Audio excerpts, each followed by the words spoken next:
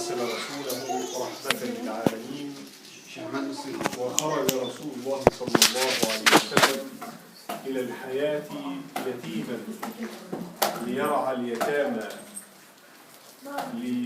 ليحس بهم، ولذلك الله تعالى يخاطبه: فأما اليتيم فلا تقهر، وأما السائل فلا تنهر، وأما بنعمة ربك فحدث.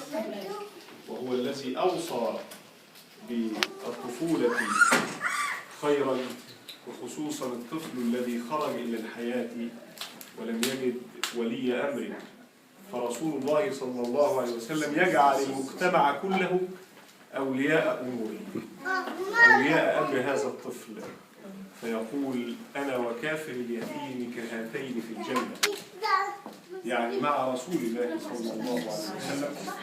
ووردت أحاديث عن رسول الله صلى الله عليه وسلم أن من مسح على رأس اليتيم فله بكل شعرة حسنة عند الله سبحانه وتعالى.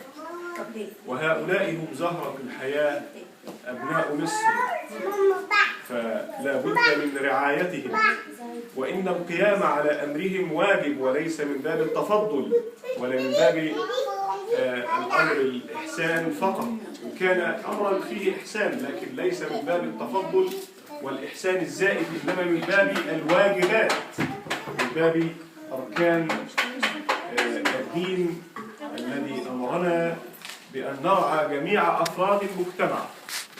وإن الطفولة هي زهرة الحياة، وإن من حق هذا الطفل أن يفرح وأن يلعب وأن يحس بالحضن الدافئ.